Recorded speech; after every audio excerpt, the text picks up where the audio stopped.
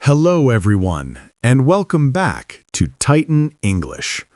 I'm Michael, and I'm really happy to have you here with me today. How are you doing? I hope you're well and enjoying a calm, relaxing day. If you're listening on the weekend, I hope you're having a nice break. Maybe you're having coffee, taking a walk, or just resting at home. Thanks so much for spending a part of your day with Titan English. Before we begin, please subscribe to the channel, like this video, and leave a comment below, because your support really helps our channel grow. Today, I've got a suspenseful story for you. It's a little creepy, a little mysterious, and I hope you'll really enjoy it. So get comfortable, take a deep breath, and let's begin. A few months ago, I took my first solo trip to South Korea. For a long time, I had wanted to visit Busan. I had seen so many beautiful photos online. There were beaches, bright streets, seafood markets, and colorful lights everywhere. The city looked full of energy. I imagined myself walking by the sea, eating great food, and enjoying the fresh night air. I was so excited when I finally booked the trip, but there was one small problem. I didn't have much money. I had to travel on a tight budget. Travel had become more expensive, so I tried to save money whenever I could. I watched my spending very carefully. For the first part of the trip, I stayed in a small guest house. It wasn't fancy, but it was clean, safe, and in a good location. I stayed there for 10 days, and everything went smoothly. I had no real problems at all. After that, I took a short trip to another city. Then I planned to come back to Busan for my last 3 nights before flying home. That was when things started to go wrong. I still needed a cheap place to stay. I searched online every day, but the prices were much higher than I expected. Even the smallest rooms cost too much. Some hotel rooms were tiny and didn't even have windows. Others were cheaper, but they were far from the city center. I didn't want to waste hours traveling back and forth. I wanted to enjoy my last few days in the city. One afternoon, I stopped at a small noodle shop for lunch. While I was eating, I told the owner about my problem. He was an older man with a quiet voice and a kind face. He listened carefully and then gave me some advice. He told me about a small housing office nearby. He said they sometimes helped travelers find cheap, short-term rooms. The office was on a narrow side street behind a convenience store. It was the kind of place you would never notice unless someone showed you where it was. The sign looked old, and the windows were dusty. From the outside, it didn't look very welcoming. Inside, the office was tiny. There was one desk, 2 plastic chairs, and a fan making a soft clicking sound. A middle-aged woman greeted me in simple English. She seemed surprised to see me, but she was polite. I told her I needed an inexpensive room for 3 nights. She opened a folder, turned a few pages, and looked at me. After a short pause, she said, "I may have one place." Then she added, "It's very cheap." That was exactly what I wanted to hear. Of course, I asked why it was so cheap. She paused for a second and said, "It's old. Most people don't want it." Then she smiled a little and said, "But for a short stay, it's fine." Hearing that, I felt relieved. Looking back now, I know I should have asked more questions. I also should have gone to see the place first. But at that moment, I was tired, stressed, and worried I might lose the room, so I agreed far too quickly. She gave me a key and wrote the address on a small piece of paper. The apartment was near the port area. Then she told me the building manager had checked the room that morning. She said everything should be all right. That made me feel a little better. At least, that's what I told myself. When I got there that evening, I understood the low price immediately. The building looked old, worn out, and forgotten. The outside walls were cracked, and the paint had faded badly. Even before I went inside, the place felt tired. The stairway smelled strange. It was a mix of dust, old cooking oil, and something damp. One of the hallway lights was broken, so the second floor was darker than it should have been. That didn't help the atmosphere at all. The apartment was at the very end of the hall. I unlocked the door, stepped in, and looked around. The room was tiny. There was a narrow kitchen area, a tiny bathroom, and one small main room. In the main room, there was a low table, an old fan, and a thin sleeping mat folded in the corner. That was pretty much it. The wallpaper was peeling near the ceiling, and the curtains had turned yellow with age. The whole place looked neglected.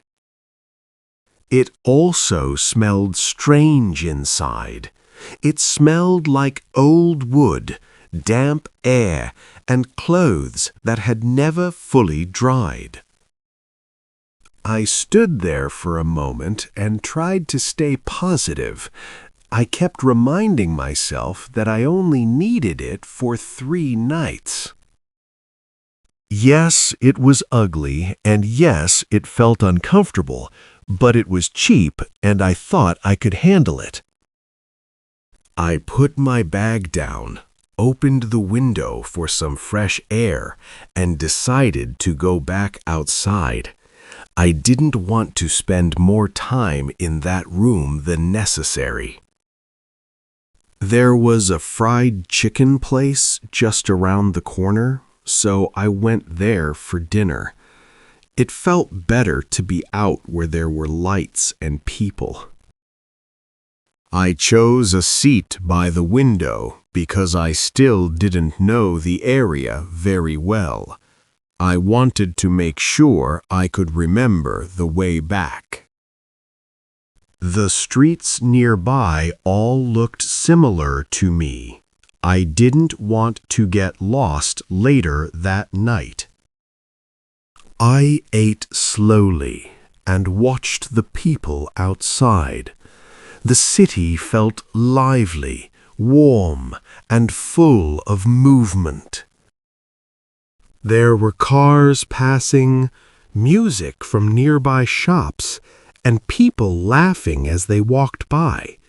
For a while, I forgot about the apartment. To be honest, I wasn't in a hurry to go back.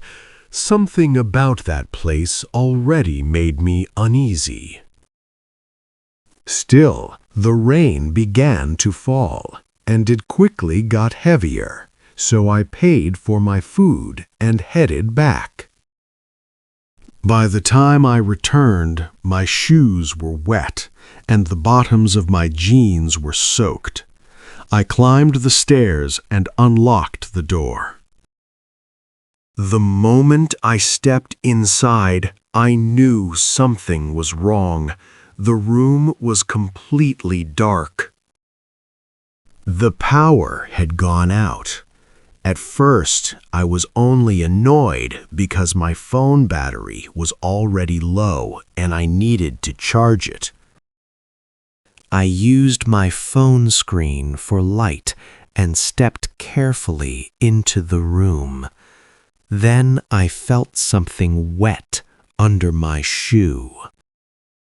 I stopped right away and looked down. The floor was wet. My first thought was that rain had come in through the window. Then I wondered if the ceiling was leaking. But when I looked more closely, I saw what was actually on the floor. They were footprints. Wet footprints, bare footprints. For a moment, my whole body went cold. I just stood there, staring at them. The room was so small that there was nowhere for anyone to hide. Still, I checked the bathroom first. It was empty. Then I checked behind the curtain, but no one was there either. My bag was untouched, and my passport was still inside. Nothing looked stolen, and nothing seemed out of place. I tried to stay calm and think clearly. There had to be some normal explanation. Maybe the building manager had come back? Maybe someone had entered the wrong apartment by mistake. Maybe the office had sent someone to check the room again. That seemed like the most reasonable answer. I locked the door carefully and pushed a chair against it. Then I wiped the wet floor with an old towel from the bathroom. After that, I changed into dry clothes. By then, I felt completely exhausted. I told myself I was just tired. I told myself my imagination was starting to work too hard. I lay down on the sleeping mat and listened to the rain outside. For a while, the apartment was quiet. Then I heard it, a soft dripping sound. At first, I thought it was just the rain, but after a few seconds, I realized the sound was coming from the kitchen. I got up slowly and walked toward the sink. As I looked at the frosted kitchen window, I froze. There was a shadow behind the glass. Someone was standing out in the hallway. I couldn't see clearly through the frosted window, but it looked like a woman. She moved slowly past the window and then suddenly stopped. She stood there without moving. I felt certain she was looking inside. I didn't move either. I could barely breathe. After a long, silent moment, the shadow moved again. Then it disappeared down the hallway. I let out a breath and realized my hands were shaking. I quickly turned off the dripping faucet and stepped away from the window. The apartment felt even smaller than before. I no longer wanted to sleep there at all. I went back to the mat, but I didn't lie down. I just sat there with my phone in my hand. The battery kept getting lower. Outside, the rain kept falling. 10 minutes passed, maybe more. I tried to explain everything to myself. Maybe the woman was just another tenant. Maybe she had been checking the hallway because of the blackout. Maybe she was simply curious. Then I heard something again. This time, it came from inside the apartment. Drip, drip, drip. It was the faucet again. Slowly, I turned toward the kitchen. The window was dark now, and there was no shadow outside. I walked to the sink. The faucet looked fully closed. But water was still falling from it, one drop at a time. Then I noticed the floor again. It was wet, very wet. And there, right in front of me, were more footprints, fresh ones. Bare feet, one after another. They started near the sink and led toward the front door. I stared at them and felt my mind go blank. Then I heard another sound. The front door handle was moving. It moved once, very slowly. Then the door began to open. At first, it opened only a little. The chair I had pushed against it scraped loudly across the floor. I couldn't breathe. I couldn't even call for help. The door opened a little wider, and I saw someone standing in the hallway. It was a woman. She was very thin and completely still. Her head leaned slightly to one side in a way that looked wrong. I couldn't see her face clearly, but I knew she was staring at me. Then she spoke in a soft, calm voice. "This is my room." I didn't stop to think. I just ran. I grabbed my bag, my phone, and my passport. Then I rushed straight for the door. I ran into the hallway, but when I looked up, there was no one there. The hall was completely empty. No woman, no footsteps, no sound. There was only the broken light at the far end and the rain tapping softly against the stairwell window.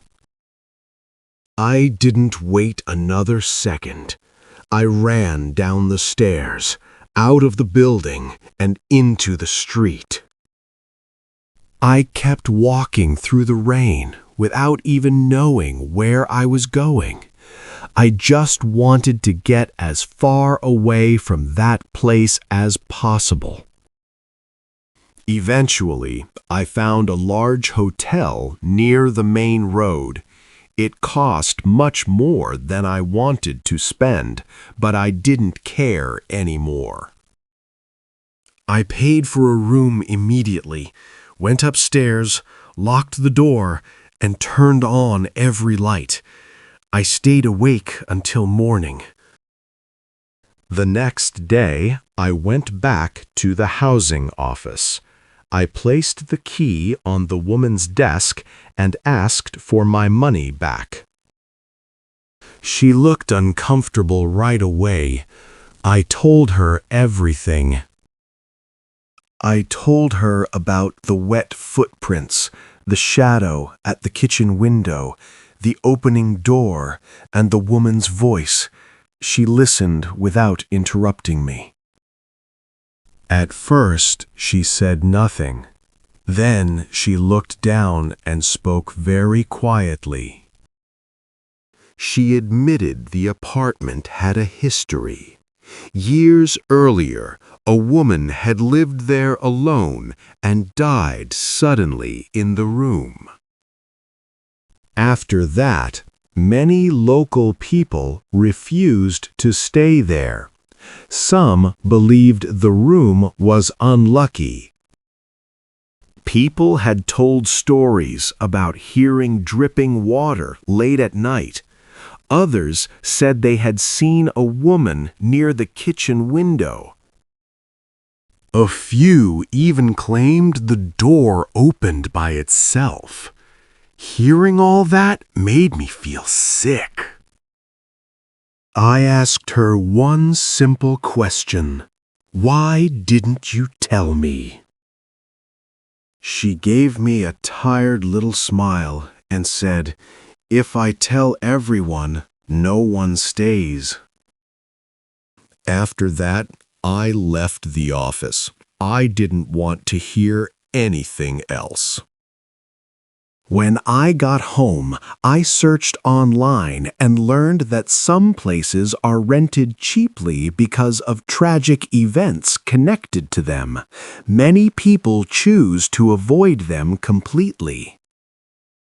Before that trip, I never paid much attention to stories like that. I always believed there had to be a normal explanation. And maybe there still is. Maybe I was tired, scared, and alone in a strange place. Maybe the darkness made everything feel worse. Maybe fear changed the way I understood what I saw. But even now, I still remember that voice, soft, calm, and certain. Since then, I've stayed in many hotels, hostels, and apartments, but now I read every review very carefully before I book anything. And when a room seems far too cheap for no clear reason, I move on. Some bargains are simply not worth it. Thank you so much for listening to today's story on Titan English. I really hope you enjoyed this episode. If you liked this story, please subscribe to the channel, like the video, and leave a comment below. Your support helps us create more English lessons and more stories like this one.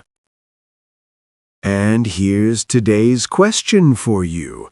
Would you stay in a room like that, or would you run away too? Thanks again for being here with me today.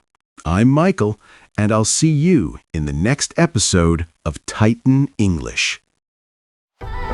Bài học đến đây đã kết thúc rồi. Đừng quên luyện tập bài học hàng ngày để kỹ năng tiếng Anh của bạn ngày một tiến bộ nhé. Chúng tôi hy vọng bạn thấy bài học hữu ích. Chúc các bạn học vui và một ngày tốt lành.